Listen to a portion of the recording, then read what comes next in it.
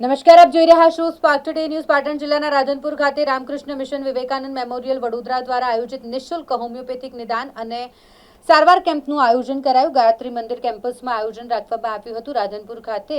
રાધનપુર ગાયત્રી મંદિર ખાતે આ આયોજન કરવામાં આવ્યું હતું. હોમિયોપેથિક નિઃશુલ્ક નિદાન કેમ્પ યોજાયો, જેમાં homeopathic doctor Manoj Vakani, doctor Navin Kanjariya, doctor Vishal Vyas અને ડોક્ટર વિજય સુથારા કેમ્પમાં ડોક્ટર તરીકેની સેવા પૂરી પાડી હતી. મોટી સંખ્યામાં લોકોએ આ કેમ્પનો લાભ લીધો છે.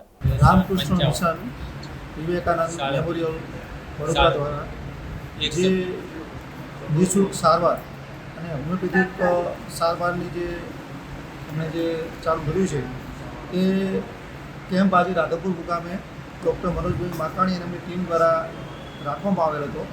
તેનું આજે ખૂબ સરસ આયોજન કરેલ છે અને એના માટે હું એમની ટીમ અને એમને મનોજભાઈને હું અમને અભિનંદન આપું છું. હોમિયોપેથિક સારવાર હાલ જે જટિલ રોગો છે તેમાં સારામાં સારી અસર કરે છે અને એ સારવારથી એ રોગ જળમૂળથી મટી જાય છે. તો રાધનપુરની જનતાને હું આહ્વાન કરું છું કે આપ જનતા જે પણ છે ત્યાં જે અઢીલા રોગો છે તેમાં તમે હોમિયોપેથિક સારવાર અપનાવો અને તમે નિરોગી રહો, એવી સર્વને હું પ્રાર્થના કરું છું. જય હિન્દ.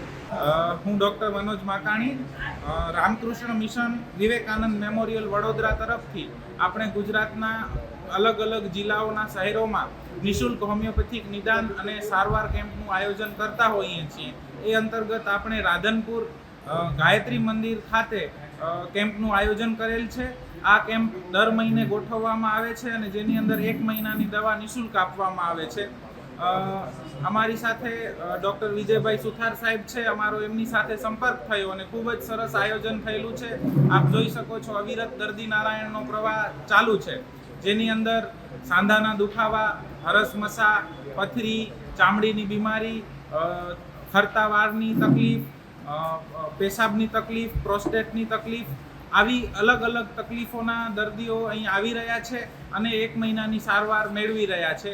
હોમિયોપેથીનો વ્યાપ દિવસે દિવસે વધતો જાય છે અને લોકો આરોગ્ય તરફ પ્રયાણ કરી રહ્યા છે. તો મારી સર્વે રાધનપુરવાસીઓને વિનંતી છે કે આ કેમ્પનો વધુમાં વધુ લોકો લાભ લે અને આરોગ્ય તરફ પ્રયાણ કરે.